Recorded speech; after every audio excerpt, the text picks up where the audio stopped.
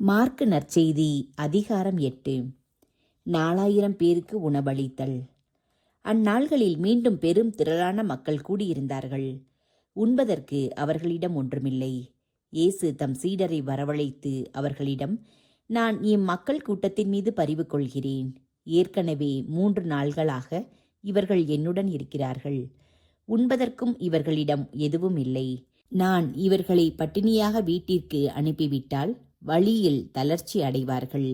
இவர்களுள் சிலர் நெடுந்தொலையிலிருந்து வந்துள்ளனர் என்று கூறினார்.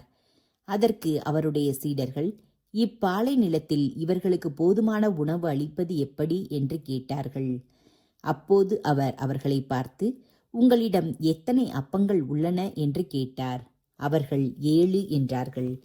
தரையில் அமர மக்களுக்கு அவர் கட்டளையிட்டார்.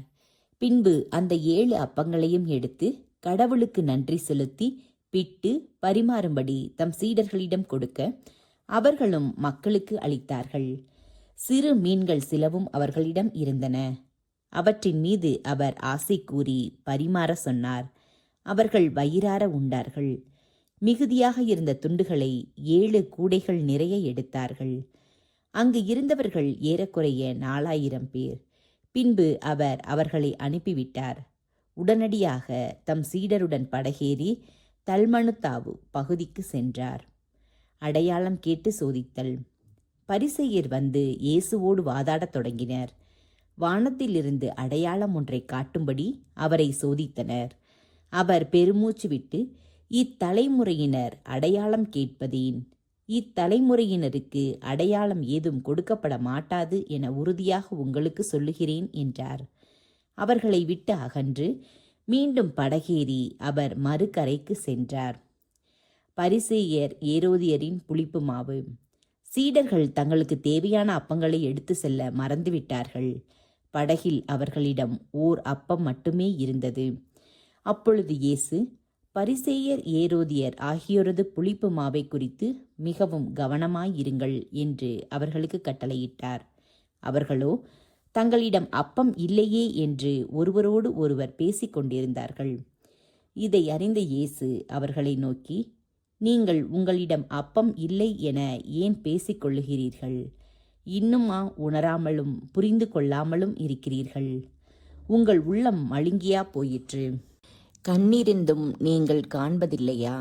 காதிருந்தும் நீங்கள் கேட்பதில்லையா? ஏன் உங்களுக்கு நினைவில்லையா? 5 அப்பங்களை நான் 5000 பேருக்கு பிட்டு அளித்த போது மீதியான துண்டுகளை எத்தனை கூடைகள் நிறைய எடுத்தீர்கள் என்று அவர் கேட்க, அவர்கள் 12 என்றார்கள்.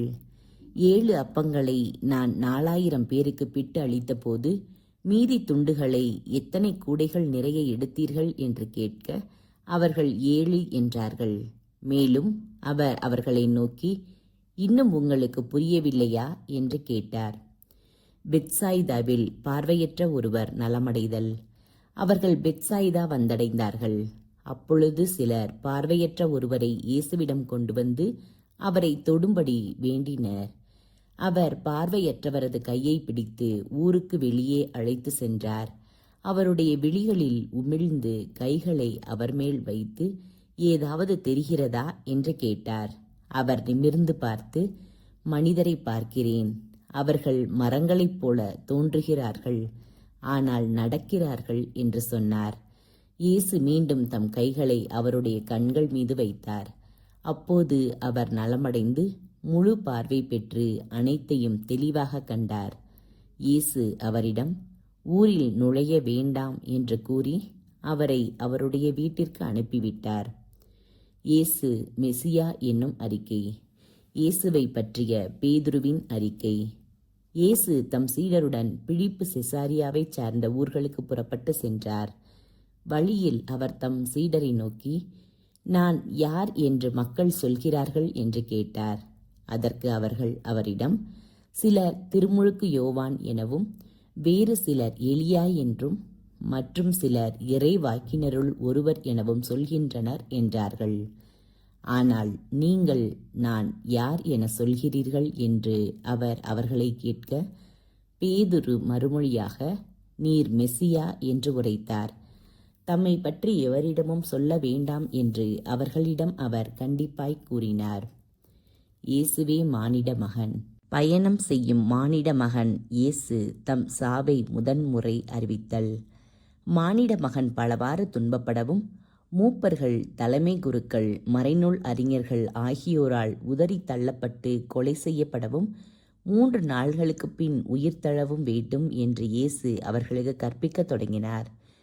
இதையெல்லாம் அவர் வெளிப்படையாகவே சொன்னார். பேதுரு அவரை தனியே அழைத்து கடிந்து கொண்டார்.